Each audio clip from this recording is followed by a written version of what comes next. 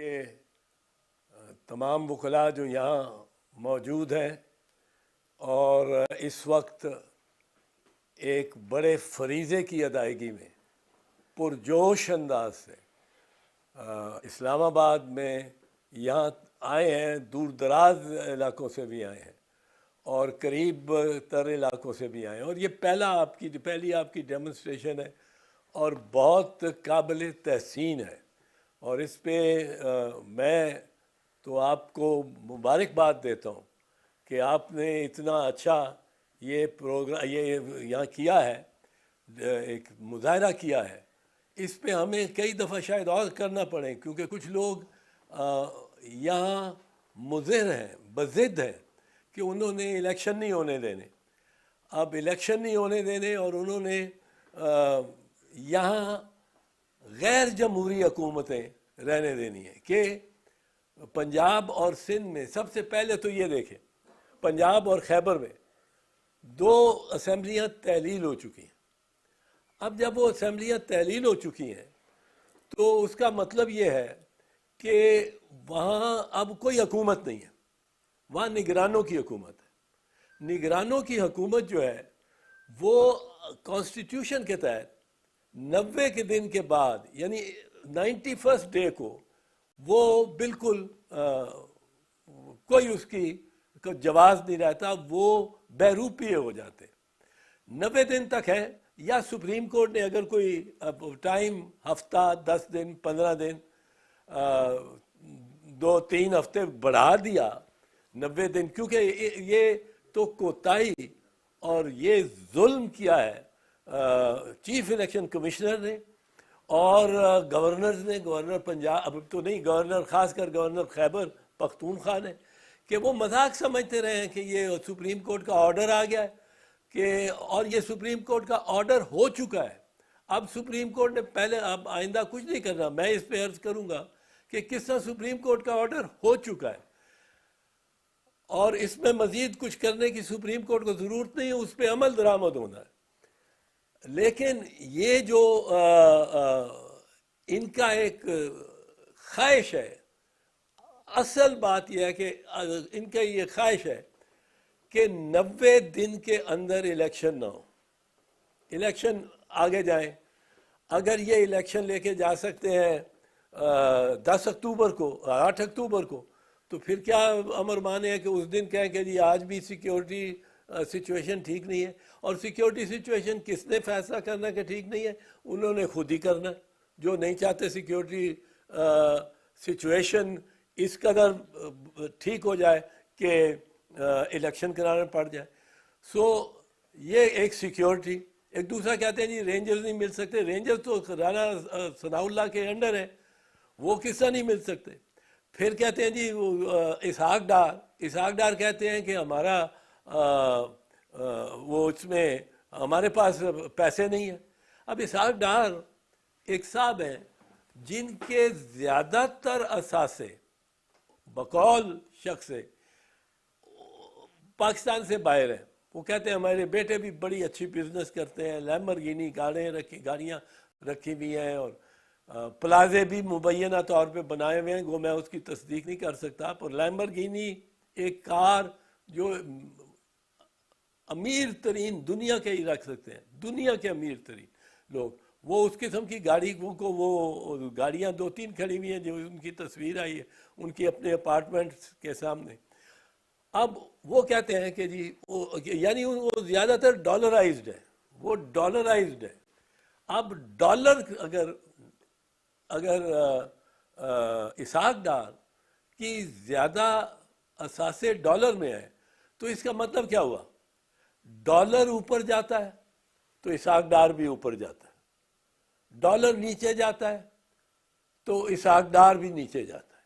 لیکن اگر ڈالر اوپر جاتا ہے اور اسحاق ڈار اوپر جاتا ہے، پاکستان نیچے جاتا ہے، اور اگر ڈالر اوپر جاتا ہے، نیچے آتا ہے اور اسحاق ڈار بھی نیچے آتا ہے تو پاکستان اوپر جاتا ہے۔ یہ تو سی سو میں ایک دو علیحدہ پلڑوں میں بیٹھے ہوئے ہیں، اسحاق ڈار فائنانس منسٹر اور پاکستان کے عوام اور پاکستان، یہ ایک کانفلکٹ آف انٹرسٹ ہے۔ یہ کلیئر کانفلکٹ آف انٹرسٹ ہے جو ایک وزیر کا نہیں ہو سکتا اپنی ریاست سے، اور وہ اس پہ اسی معاملے کا کہ ڈالر ریٹ کیا ہو، اس میں سب سے اہم اس کا ایک کردار اور حتمی کردار ہے۔ تو اس میں اب آپ دیکھیں یہ ان کے پاس کس طرح حکومت چھوڑی جا سکتی ہے۔ ایک صاحب باہر بیٹھے ہوئے ہیں، وہ مفرور ہے، وہ سزا یافتہ ہے۔ مفرور وہ ہوئے بھی ہیں عدالت کو دھوکہ دے کے کہ 8 ہفتے کی چھٹی لے کے باہر گئے اور 4 سال سے بیٹھے ہیں باہر۔ اب کون سے مجرم کو، ملزم کی نہیں میں کہہ رہا ہوں، وہ مجرم صحیح ہے فیصلہ، غلط ہے فیصلہ، وہ فیصلہ کرائے، کون سے مجرم کو اور کس عدالت نے اس دنیا میں یہ دیا سہولت دیا کہ وہ اپنے ملک سے اور عدالت کی اختیار اس سماعت کا جو ایک دائرہ ہے اس سے باہر چلے جائے؟ کبھی نہیں ہوا۔ ملزم کو بیل دے کے اور آپ پاسپورٹ رکھ کے یا پاسپورٹ دے کے اور باہر جانے کی اجازت دے سکتے ہیں، مجرم کو آپ جیل میں سے ہی نکال لیں تو بڑی اس کی غنیمت ہے اس کے لیے، اور اس کو آپ اور وہ باہر بیٹھا ہوا وہ ہمارے سامنے چل پھر رہا ہے، انہی اپارٹمنٹس میں آ جا رہا ہے جو متنازع ہیں، اور یہ سب پتہ نہیں قوم کو یہ بے وقوف سمجھتے ہیں، سب کے سب اب وہ مطلب چل پھر رہے ہیں، نظر آ رہے ہیں، ٹی وی پہ نظر آ رہے ہیں۔ اب ٹی وی پہ دیکھنا آج کل اسی طرح ہے جیسا ڈائریکٹ دیکھ لیا، ٹی وی فاصلے قریب تر کر دیتی ہے، تو ساری قوم دیکھتی ہے ان اپارٹمنٹ سے ان کو آتے جاتے ہوئے۔ پر جہاں تک یہ تعلق ہے معاملہ، اس کا کیا تعلق ہے میاں نواز شریف سے؟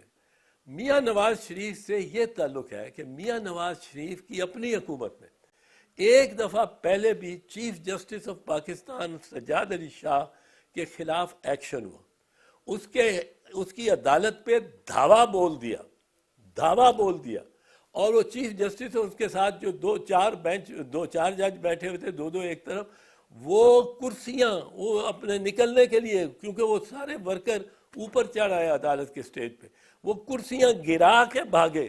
کیا سین ہوگا آپ دیکھیں 1997 میں، اس وقت یہ اتنے وہ نہیں ہوتے تھے، یہ میڈیا 24/7 تو وہ تصویر نہ بن سکی، پر کیا یہ سیل فون بھی ایسے نہیں ہوتے تھے کوئی بنا لیتا تصویر، پر کیا سین ہوا ہوگا کہ چیف جسٹس اور 5 ججوں پہ ایک پورے مجمع نے حملہ کر دیا، اور اس پہ آپ فخری کرتے ہیں۔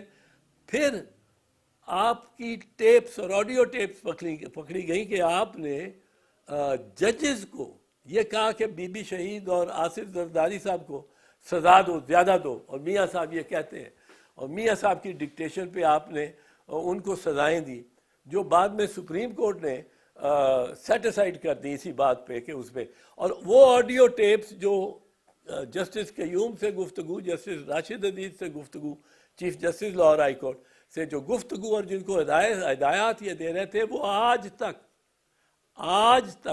18 سال ہو گئے اس کو، وہ کسی نے ان کی تردید نہیں کی، نہ میاں شہباز نے کی ہے، نہ سیف الرحمان نے کی ہے، کسی نے تردید نہیں کی۔ اب دیکھیں یہاں اب وہ ری پلے کر رہے ہیں کہ چیف جسٹس کو نکالنا ہے۔ چیف جسٹس کا قصور کیا ہے؟ چیف جسٹس کا قصور یہ ہے کہ یہاں 2 سوچیں ہیں۔ ایک سوچ یہ ہے جو جسٹس منیر کے وقت سے، چیف جسٹس منیر سے 1950 کے عشرے سے چلی آ رہی، اور دوسری سوچ ہے جو آئین کے پاسداری کی سوچ ہے، اور وہ جسٹس اے آر کارنیلیس جو کہ اس وقت اقلیت میں تھے، ان کے سے چلی آ رہی ہے۔ اب جسٹس منیر کا کیا کی وراثت کیا ہے کہ وہ نظریہ ضرورت وہ نظریہ ہے جس کے باعث 4 مرتبہ پاکستان میں مارشل لاء لگا اور ساری فوج نے ساری حکومت سنبھال لی۔ وہ نظریہ ضرورت کیا ہے؟ وہ نظریہ ضرورت، یہ بالکل میں آپ کے لیے آسان اور یہ صرف وکلاء کے لیے نہیں، جو باہر بھی بیٹھے ہیں وکلاء تو سمجھتے ہیں اس کو. نظریہ ضرورت یہ بڑا سادہ سا نظریہ ضرورت کہتا ہے کہ یہ ٹھیک ہے کہ آئین کا تقاضا ہے کہ فوج اپنی جگہ رہے اور مارشل لا نہ لگائے، یہ اس کو اختیار ہی نہیں. لیکن یہ اب ضرورت ہو گئی، اب یہ تو بڑی اب کیا کریں، یہ تو ضرورت ہو گئی. تو نظریہ ضرورت آئین سے گریز، آئین سے فرار، آئین سے تصادم کا نظریہ ہے. اور آج جو یہ کہہ رہے ہیں کہ 90 دن، ویسے تو 90 دن ہونا چاہیے جی، 90 دن ہونا چاہیے، پر اگر ہم اکتوبر میں بھی کر لیں تو اس میں کیا فرق پڑتا ہے. یہ ایک طرف ہے. اور Umar Ata Bandial chief justice of Pakistan وہ ڈٹ کے کھڑا ہوا ہے، اس کے ساتھی کھڑے ہوئے ہیں کہ جی ہم نے یہ آئین کا تقاضا پورا کرانا ہے کہ 90 دن کے اندر الیکشن ہو. آپ یہ دیکھیں 90 دن کے اگر الیکشن نہیں ہوتے، یہ بھی سوچ رہے فرض کیجئے نہیں ہوتے، یا اس پیریڈ میں جو سپریم کورٹ نے اس کو اجازت دی ہو 90 دن کے آگے، 90 دن کی بجائے سپریم کورٹ 110 دن رکھ دیتا ہے. انہوں نے اتنا وقت ضائع کیا کہ شاید 120 دن دینے پڑے. پر اب جب تک سپریم کورٹ یہ نہیں دیتا، اب 90 دن کا معاملہ یہ ہے کہ آئین کہتا ہے not later than 90 days before the poll، یعنی not later than ڈسولوشن سے لے کے وہ جو الیکشن اور پول ہے وہ not later than 90 days. یہ یحییٰ خان نے دراصل جب الیکشن پوسٹ پون کیے لامتناہی طور پہ انڈیفینیٹلی، تو تب تنازع شروع ہوا بنگالیوں کا اور پاکستانی، ویسٹ پاکستانیز کا اور ایسٹ پاکستانیز کا، اور الٹیمیٹلی بنگلہ دیش بن گیا. دوسرا اس نے کیا کہ جب الیکشن ہو گئے، 2 سال بعد الیکشن کرائے 90 دن کہہ کے، جب الیکشن ہو گئے تو اس نے انتقال اقتدار نہیں کیا، پارلیمنٹ کو بلایا ہی نہیں، پارلیمنٹ کا اجلاس نہیں بلایا. اب ان دونوں کو یہ 1971-72 کی بات ہے یحییٰ خان کی.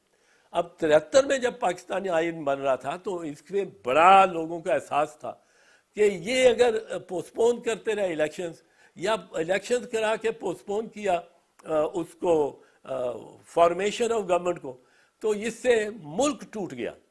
کیونکہ جب یحییٰ خان نے 7 مارچ 1971 کو پارلیمنٹ کا سیشن بلایا ہوا، ایڈجرن کر دیا انڈیفینیٹلی، تو اس کے پہ یہ اصل میں پاکستان ٹوٹا.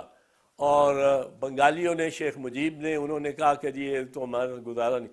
شیخ مجیب کو گرفتار کر کے ادھر لے آئے ویسٹ پاکستان، اور ادھر بغاوت ہو گئی، ایسٹ پاکستان رائفلز نکل گئی، ڈیزرٹ کر گئی، مکتی باہنی نے بڑا وار کرنے شروع کر دیے. الٹیمیٹلی کیا ہوا کہ سکوت ڈھاکہ ہوا. اب اس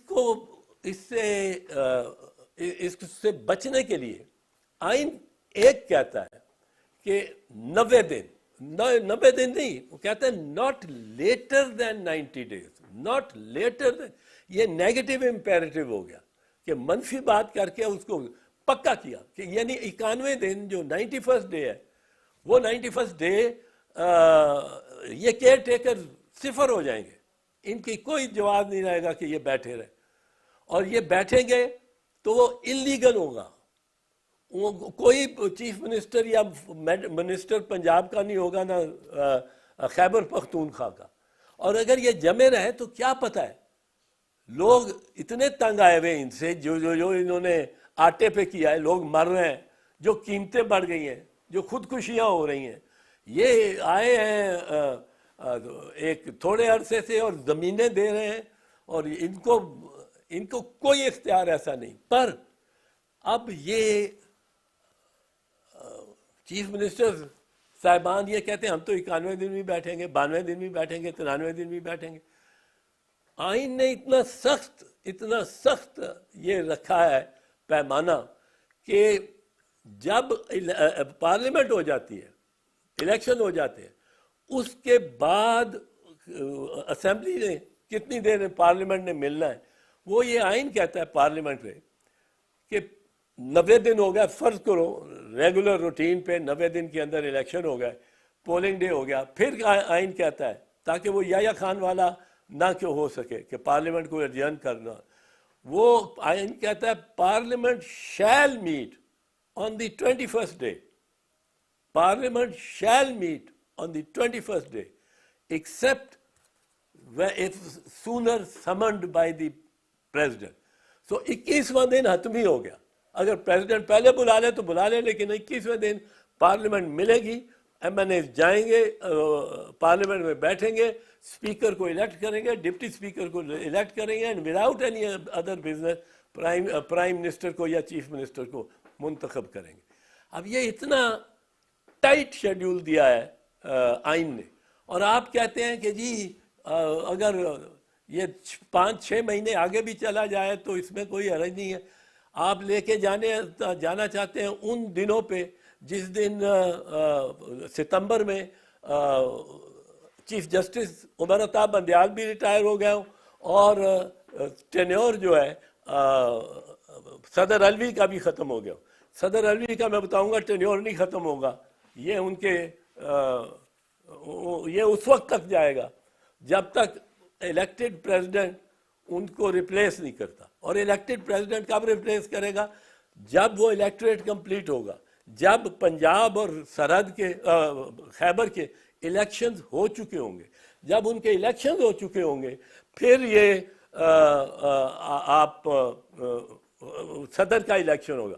and article 44 says the president shall continue to hold the office until his successor takes over.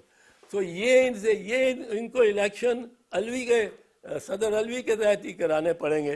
पर बहरहाल इसके बाद जो एक सवाल ये किया है कि ये 3-2 का जो फैसला है ये हतमी है कि नहीं, इसके बारे में मैं ज़रा फिर आ जाता हूँ, ताकि ये एक मामला सारे कहते हैं जी ऐसा इन्होंने फैलाया कि 9 मेंबर बेंच, 9 से 7, 7 से 5, 5 से 3, ये कैसे हुआ? 9 नंबर बेंच से 2 निकल गए एजाजुल हसन और नकवी साहब, फिर 2 निकल गए अतहर मिन अल्लाह और याया अफरीदी। किसी ने उनको बंदूक रख के नहीं निकाला, अपनी मर्जी से निकले। और 9 मेंबर जजेस ने ये खुद सिफारिश की चीफ जस्टिस के आगे कि आप एक नया बेंच कॉन्स्टिट्यूट करें। अब वो बेंच उन्होंने जब कॉन्स्टिट्यूट किया वो 5 मेंबर बेंच था। अब 9 से 7 से 5 मेंबर बेंच में कौन कौन थे? 5 मेंबर बेंच में 2 तो इख्तलाफ करने वाले थे, मंदोखेल साहब और मंसूर अली शाह साहब, और 3 थे जिन्होंने मेजॉरिटी जजमेंट दी और वो जो चीफ जस्टिस ने लिखी। अब ये मेजॉरिटी जजमेंट जो है ये हतमी हो चुकी है। ये सुप्रीम कोर्ट का फैसला है 1 मार्च 2023 का, जिसने इम्प्लीमेंट होना है। अब कोई इसमें कोई नहीं आ सकता कि ये आए फुल कोर्ट आए तो क्या करेगा? फुल कोर्ट कोई है ही नहीं, कोई मामला ही नहीं रह गया। सिर्फ मामला ये है इस वक्त कि इम्प्लीमेंट सुप्रीम कोर्ट के फैसले ने किस तरह होना है और किसने करना है। अब ये मामला है सिर्फ। अब जो सुप्रीम कोर्ट का फैसला 1 मार्च का मैं अर्ज कर चुका हूँ, उस पर ये एम्फसाइज करना बड़ा ज़रूरी है। मैं पहले अर्ज कर चुका हूँ, पर मैं मुख्तसरन ये अर्ज करूँगा कि आप उनको याद होगा मैंने अर्ज किया कि उसका पहला जुमला जो है ये 5 मेंबर बेंच का फैसला है जो कि 3-2 से होता है, और पहला जुमला है bye A majority of 3 versus 2 हम ये फैसला दे रहे हैं। अब ये इस पे 5 ने दस्तखत किए। जब ये 5 हो गए तो अब 7 किस तरह कर सकते हैं? 7 किस तरह हो सकते हैं? या कोई गवर्नमेंट कॉलेज की तरह प्रॉक्सीज तो नहीं लगती। اب کوئی کراچی جا رہا ہو جج سپریم کورٹ کا اور اپنے ساتھی جج کو کہہ جائے کہ تو آپ کے سامنے یہ فلاں کیس آنا ہے، اس میں یار ذرا دھیان رکھنا کہ وہ ڈسمس نہ ہو جائے، اور اگر ضرورت پڑی تو میرا ووٹ اپنے ساتھ ڈال دینا۔ سپریم کورٹ ایسے نہیں چلتا، سپریم کورٹ ایسے نہیں چل سکتا۔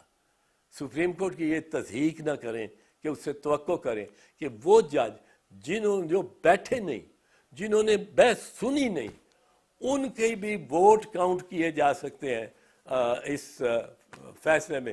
4-3 کا فیصلہ بالکل غلط ہے، یہ کہنا ہی غلط ہے۔ 4 نہیں تھے، یہ 3-2 کا فیصلہ ہے، اور جج سپریم کورٹ کے ایک بھی جج اس کو فیصلہ کرے، 2 ججوں فیصلہ کریں، 3 ججوں وہ سپریم کورٹ کا فیصلہ ہے۔ وہ ہر ایک پہ لازم ہے کہ اس کی تابع داری کرے اور اس کو مانے، اور وہ جو 3-2 کا فیصلہ اس لیے حتمی فیصلہ ہوگا، اس کے بعد اور کچھ کرنا نہیں چاہے۔ جو رضاکارانہ طور پہ چھوڑ گئے بینچ کو، اب وہ نہیں آ سکتے۔ وہ لاہور سے چلے گاڑی میں، ٹرین میں، شاہدرہ جنکشن میں وہ اتر گئے، جلدی اتر گئے۔ اب گاڑی وہاں سے وزیر آباد جنکشن سے ہو کے گجرانوالہ سے ہو کے وزیر آباد جنکشن سے ہو کے گجرات سے ہو کے جیلم سے ہو کے اب وہ راول پنڈی پہنچ رہی ہے۔ اب آپ کس طرح اس میں شامل ہو سکتے ہیں؟ آپ کو خود نہیں اس پہ اصرار کرنا چاہیے، کیونکہ اگر آپ اصرار کرتے ہیں کہ مجھے بیٹھا گنتی کرو، میں کئی بندوں سے پوچھ بیٹھا ہوں جو وہاں موجود تھے کہ بھئی تمہیں کتنے جج نظر آئے؟ وہ 3 دن جو بحث سن رہے تھے، کچھ 7 جج تھے۔ انہوں نے کہا نہیں جی 7 نہیں 5 سے۔ میں نے کہا یہ 7 کہاں سے؟ ان کی روحیں بیٹھ گئیں دائیں بائیں کہ وہ کاؤنٹ ہوں گے۔ تو یہ 7 ججز کا معاملہ بالکل ہی غلط ہے۔ یہ 5 جج تھے جنہوں نے فیصلہ دیا، 2 جج جو بعد میں کہتے ہیں، جسٹیفائی کرنے کی کوشش کرتے ہیں کہ یہ 7 جج تھے اور 4-3 کا فیصلہ ان کے حق میں تھا۔ وہ 2 جج صاحبان منصور علی شاہ صاحب اور مندو خیل صاحب، ان کے اپنے دستخط ہیں کہ یہ 5 ججز کا فیصلہ ہے۔ اب میں اس میں عرض کر چکا ہوں کہ کوئی فل کورٹ کی یا کوئی بینچ چینج کرنے کی ضرورت کے علاوہ امکان ہی نہیں ہے، ممکن نہیں ہے، کیونکہ آرڈر ہو چکا ہے۔ اور اس میں جیسے میں نے عرض کیا کہ جو اصل فلوسافیکل لڑائی ہے، جو کشمکش ہے، لڑائی تو اللہ نہ کرے پڑے، پر جو کشمکش ہے وہ یہ ہے کہ ایک طرف وہ جج صاحبان ہیں جو کہ میراث ہیں چیف جسٹس منیر کی، اور وہ یہ کہتے ہیں کہ 90 دن میں تو ہونا چاہیے، لیکن یہاں ضرورت اس بات کی ہے کہ معیشت کو ہم سنبھال لیں اور اکتوبر میں یہ لے جائیں، اکتوبر میں جا کے پھر کہیں گے آگے۔ اب اس سے جو عذاب آئے گا وہ یہ کہ یہ اتنے دن کون حکمران ہوگا؟ آئین اپنے پہلے جملے میں، پاکستان کا آئین ابتدائیے میں پہلے جملے میں یہ کہتا ہے کہ where as sovereignty rests in Allah, it is to be exercised by the people through their chosen representatives. اب یہ نگران تو چوزن نہیں ہے، یہ تو منتخب نہیں ہوئے ہوئے، یہ تو نامزد ہے، یہ تو نامینیٹ ہوئے ہوئے، ان کے پاس تو حکمرانی کا حق ہی کوئی نہیں۔ بائی دا چوزن ریپرزینٹیو، ایک جس طرح کلک بٹن کے لیے طور پہ ایک عہد سے دوسرے عہد تک جانے کے لیے یہ ایک ٹچ بٹن سا ہے، اور 90 دن کے لیے 5 سال کے بعد 90 دن کے لیے یہ آتے ہیں اور ان کو چلے جانا ہے۔ اور اگر یہ بیٹھے رہیں گے، اگر یہ 91 دن بیٹھیں گے تو یہ قابض ہوں گے اور غاصبانہ ان کا قبضہ ہوگا on two senior most important positions in the federation. اور فیڈریشن کے پہ میں ابھی آتا ہوں, two important position in the federation.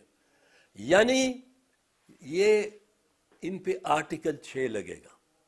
Article 6 صرف اس فوجی جرنیل پہ نہیں لگتا جو آ کے ساری ریاست کو پر قبضہ کر لیتا ہے, پر اس پہ بھی لگتا ہے جو ایک کلیدی دفتر کو, آئینی ٹاپ کلیدی دفتر کو آ کے اس پہ بیٹھ جاتا ہے اور اپنے آپ کو سمجھتا ہے کہ میری ٹینیور چلی جا رہی. اس میں ایک اور چیز دیکھ لیں, یہ جو آرگومنٹ ہے کہ سارے جو انتخاب ہیں سب اسمبلیوں کو وہ ایک دن ہونے چاہیے, اور اگر اب یہ کس طرح ممکن ہے؟ یہ کوئی کسی نے سوچا ہے کہ یہ تو چھرا آپ گھونپ رہے ہو وفاق کے. وفاق میں جو 18ویں ترمیم میں رضا ربانی, وہ پتہ نہیں کیوں خاموش ہے, آواز دیتا ہوں اس کو میں, وہ رضا ربانی نے یہ اتنا اچھا کام کیا کہ صوبوں کو خود مختار کیا. اب آپ صوبوں کو قید میں لا رہے ہیں. ایک صوبہ ہے خیبر پختونخوا, وہ اپنے چیف منسٹر سے تنگ آ گیا. وہ چیف منسٹر کو ووٹ آؤٹ کرتا ہے, اس کے بعد کوئی اور ووٹ نہیں لے سکتا, پورے نہیں ہوتے, اور یہ اسمبلی ڈیزالو ہوتی ہے. یا گورنر کسی چیف منسٹر کو کہتا ہے کہ تمہارے پاس نہیں ہے میجورٹی, تم دکھاؤ. اسمبلی اس کے بعد ڈیزالو ہوتی ہے. اب جب اسمبلی ڈیزالو ہو گئی, یہ حق تو صوبائی چیف منسٹر کا ہے. یہ کس طرح اس کو فون کر کے کہے گا اسپیکر کہ جی ہماری اسمبلی تو ڈیزالو ہو گئی ہے, تو باقی 4 اسمبلیاں چونکہ ان میں سے کوئی ڈیزالو نہیں ہوئی, ایک ہی دن ہوں گے الیکشن, وہ 3 سال بعد ہوں گے, اس وقت تک ہم نگرانوں کو چلا رہے ہیں, اور نگران تو بہروپیے ہوں گے اس دن. نگران تو 91 دن کے بعد بہروپیے ہوں گے. اور میں یہ سمجھتا ہوں, مجھے بڑا اچھا یہ نوجوان لگتا ہے محسن نقوی. میں ذاتی طور پہ خاندان کو جانتا ہوں, بڑا ہی سلجھا ہوا اور زیرک اور پڑھے لکھے خاندان سے, پر یہ شاید پھر بھی مصلحت کر جائے. پر وہ جو اعظم خان ہے چیف منسٹر سرحد کا, وہ ایک سینئر بیوروکریٹ ہے, اس نے جو عزت وغیرہ کمائی ہوئی ہے, وہ نہیں بیٹھے گا 91 ڈے کو, وہ کہے گا جی میں جا رہا ہوں, وہ کہے گا میں جا رہا ہوں. تو یہ کہنا کہ ایک ہی دن انتخابات ہوں, یہ آپ پریشر کر رہے ہیں اور اس کو یونٹری فارم آف گورنمنٹ بنا رہے ہیں, جو کہ وفاق نہیں ہوتا. اور وفاقی اداروں کو پر یہ بڑا بھاری ہوگا بات. ایک میں بات آخر میں کر دوں, وہ میں قاضی فیض عیسیٰ صاحب کو ایڈریس کرنا چاہتا ہوں. قاضی صاحب ایک دبنگ دلیر چیف جسٹس رہا ہے بلوچستان کا, اور ایک دبنگ دلیر سپریم کورٹ کا جج ہے, اور بہت عزت ہے اس کی میری نگاہ میں. میں ان میں سے تھا جس نے سجیسٹ کیا تھا, یہ آج میں بتا رہا ہوں, افتخار محمد چودھری نے جب 31 جولائی 2008 کو فیصلہ دیا, 2009 کو فیصلہ دیا, جس سے سارے پی سی او ججز کو فارغ کیا گیا, تو یہ بلوچستان کا سارا ہائی کورٹ یہ فارغ ہو گیا. اب اس کو ریکانسٹیٹیوٹ کرنا تھا. چوہی صاحب میرے سے بڑا مشورہ کرتے تھے اس زمانے میں, بہت مشورہ کرتے تھے. میں نے ان کو کہا کہ قاضی یہ عیسیٰ جو فیض عیسیٰ جو ہے, اس کو میں جانتا ہوں, تھوڑا ملا ہوں, پر بڑا سلجھا ہوا آدمی ہے اور وکیل ہے, اور اس کا ایک نام ہے, اس کا ایک خاندان ہے, اس کا ایک شجرہ ہے, فخر کرتے ہیں پاکستان جس پہ. اس کو آپ چیف جسٹس لے لیں آپ نے ڈائریکٹ. چیف صاحب ذرا یہ گھبراتے تھے کہ ڈائریکٹ کیسے لوں. میں نے کہا طفیل علی عبد الرحمان چیف جسٹس ہوئے تھے سندھ ہائی کورٹ کے, the best of the Sindh high court ججز, امنگ دا بیسٹ. اور منظور قادر صاحب, شیخ منظور قادر صاحب لاہور کے چیف جسٹس ڈائریکٹلی ہوئے تھے, سیدھا ہی. تو اس کو بھی کریں, ہی ڈیزروز اٹ. اور یہ بنے, اور انہوں نے, میں I am proud of it, میرے خلاف بھی ایک آدھ فیصلہ کیا پر بہت اچھا فیصلہ اور دلیرانہ. انہوں نے فیض آباد دھرنے پہ جو فیصلہ کیا, انہوں نے تلور کی ہنٹنگ پہ جو فیصلہ کیا, وہ سول سوسائٹی بھی ان کو ایکسیپٹ کرتی ہے. اور بڑا ہمارے لیے حوصلہ افزا یہ فیصلے تھے کہ یہ ایک انڈیپینڈنٹ جج کے فیصلے تھے. میں اب کہنا چاہتا ہوں قاضی صاحب, یہ عمر عطا بندیال کے پر نہیں کاٹے جا رہے, یہ آپ کے پر بھی کاٹے جا رہے ہیں. یہ جانتے ہیں, یہ بڑے خوش ہیں, مطمئن ہیں کہ جب پر کاٹیں گے عمر عطا بندیال کے تو قاضی صاحب بھی آئے گا, اور اس کے پر کاٹنے قاضی صاحب کے زیادہ ضروری ہوں گے. عمر تو پھر کسی حد تک ریسٹرینٹ کا آدمی ہے, آپ تو فل جورسڈکشن کو استعمال کرنے کہ, اور جورسڈکشن کو ایکسپینڈ کرنے والے جج ہیں, جو کہ ایک جج میں خوبی سمجھی جاتی ہے, جج میں خوبی سمجھی جاتی ہے. تو آپ یہ دیکھیں کہ آپ کو یہ جو زنجیریں آج باندھی جا رہی ہیں چیف جسٹس آف پاکستان کے پیروں میں, یہ آپ کو ورثے میں ملیں گی. اور آپ جیسا جج اگر اتنا کنسٹرینٹ اور لمیٹڈ ہو گیا تو وہ اس کا بڑا نقصان ہوگا پاکستان کو اور قوم کو. آپ اس میں نہ, اس ٹریپ میں نہ آئیں, اور آپ کے دوست بھی اس ٹریپ میں نہ آئیں. ان میں سے ایسے لوگ ہیں جو میں سوچتا ہوں کبھی نظریہ ضرورت کے ساتھ نہیں کھڑے ہو سکتے, لیکن دانستہ اور غیر دانستہ طور پہ وہ اس وقت نظریہ ضرورت کے خلاف. اور چیف جسٹس منیر کی وراثت میں کھڑے ہیں, وارثوں میں کھڑے ہیں. اور جبکہ عمر عطا بندیال, اور آپ کو اس کے ساتھ ہونا چاہیے, عمر عطا بندیال اس وقت اس بحث میں وہ کھڑا ہے آئین کے ساتھ, اور وہ وارث ہے جسٹس اے آر کارنیلیس کا. یہاں یہ ہمیں پرابلم ہے. اب ایک آخری بات میں آپ سے کر دوں, اور اس کے بعد میں آپ سے نعرہ لگوانا چاہتا ہوں. میں نے یہ کہہ چکا ہوں, مجھے یقین ہے, مجھے امید ہے کہ اس معاملے میں چیف جسٹس آف پاکستان اور اس کے ساتھیوں کا وکلا پیرا دیں گے, پاکستان کے وکلا. ہم نظریہ ضرورت کو دوبارہ آ جانے اور ملک پہ راج کریں. نظریہ ضرورت کے تحت ایوب خان کا مارشل لا جائز قرار دیا گیا.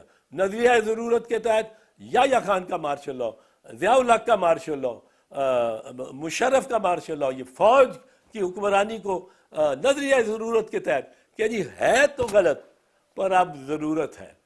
اس نظریہ ضرورت کے ہم خلاف ہیں, ہم خلاف کھڑے ہیں. اور وکلا پاکستان کے کونے کونے کے, ہر بار کے, یہ اس بستی میں رن پڑتا ہے ہر بستی نگر, ہر بستے گھر کے سینے میں, ہر چلتی راہ کے ماتھے پر. ہم نے اس معاملے کو اگر ضرورت پڑی تو ہر چلتی راہ اور ہر گھر کے سینے میں لے کے جانا ہے, کیونکہ وکلا زندہ ہے. نعرہ لگائیں, پاکستان کے وکلا زندہ ہیں. اب جاری رکھیں. شکریہ.